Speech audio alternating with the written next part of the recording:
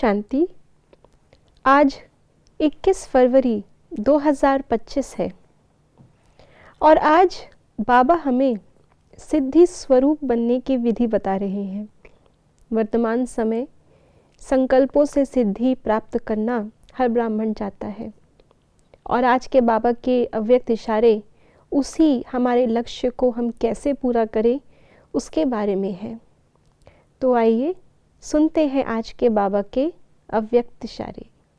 कोई भी सिद्धि के लिए एक तो एकांत, दूसरी एकाग्रता, दोनों की विधि द्वारा सिद्धि को पाते हैं। जैसे आपके यादगार चित्रों द्वारा सिद्धि प्राप्त करने वालों की विशेष दो बातों की विधि अपनाते हैं, एकांतवासी और एकाग्रता। यही विधि आप भी साकार में अपनाओ। एकाग्रता कम होने के कारण ही दृढ़ निश्चय की कमी होती है। एकांतवासी कम होने के कारण ही साधारण संकल्प बीज को कमजोर बना देते हैं। इसलिए इस विधि द्वारा सिद्धि स्वरूप बनो। आज बाबा ने एकाग्रता और एकांतवासी ये दो हमें विधि बताई है कि कैसे हम अपने आप को सिद्धि स्वरूप बना सकते हैं। एकाग्रता भी बहुत आवश्यक है और बाबा ने कहा कि अगर एकाग्रता नहीं होती है तो दृढ़ निश्चय में कमी आती है और अगर एकांतवासी की कमी होती है तो जो पावरफुल संकल्प हमारा होता है वो साधारण संकल्पों के बीच में खो जाता है और वो पावरफुल संकल्प का बीज कमज़ोर हो जाता है। आइए थोड़ा इसको गहराई से समझते हैं। एकाग्रता अर्थात जैसे भक्ति के अंदर भी जब भी किसी को सिद्धि प्राप्त करनी होती है तो जिस भी इष्ट को वो पूजते हैं उसके प्रति एकाग्रता में तपस्या में चले जाते हैं। कोई देवी की उपासना, कोई श्री गणेश की उपासना, कोई शिव की, आदि आदि। उसमें और सब को छोड़ करके वो उस एक के ही मंत्र को, एक के ही आगे तपस्या में लीन हो जाते हैं। तो इससे उनका अपने इष्ट के ऊपर जो निश्चय है वो और कहीं बुद्धि ना भटकने के कारण निश्चय गहरा होता रहता है और ऐसा दिखाते हैं कि उस निश्चय के आधार पर ही विजय गाई हुई है। निश्चय के आधार पर ही नौधा भक्ति से साक्षात्कार भी होते हैं, क्योंकि निश्चय वाले की भगवान भी सुनता है।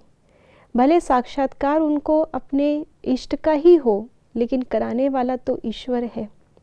तो बाबा कहते हैं ऐसे ही जब यादगार चित्र भी हमारे किसी में इतना निश्चय बैठा सकते हैं कि उनको अपनी भक्ति से सिद्धि प्राप्त हो जाती है तो हम तो चैतन्य में वही देव आत्माएं खुद हैं और हमारा तो कनेक्शन, हमारी एकाग्रता तो सभी की मनोकामनाएं पूर्ण करने वाले ईश्वर के साथ डायरेक्ट है। तो हमारे दृढ़ निश्चय में कमजोरी क्यों आती है? क्योंकि हमारा बुद्धि का योग उस एक से हट करके अन्य बातों में भी लग जाता है। सिद्धि का अर्थ है किसी भी बात को सिद्ध करना, यानी कंप्लीट करना। तो संकल्पों में सिद्धि ही प्रैक्टिकल में कर्म में सिद्धि लाती है और उसके लिए जो संकल्प का बीज है वो बहुत पावरफुल होना चाहिए। जैसे कि आप एक बीज बोते हैं, फिर उसको बार बार पानी देते रहते हैं और उस बीज के आसपास उस खाद और पानी को लेने वाली जो अन्य जंगली घास है उसको निकालते भी रहते हैं। इसी को बाबा ने आज कहा एकांतवासी, कि एक के अंत में हम जब चले जाते हैं तो और सब संकल्पों की हलचल से हम दूर हो जाते हैं।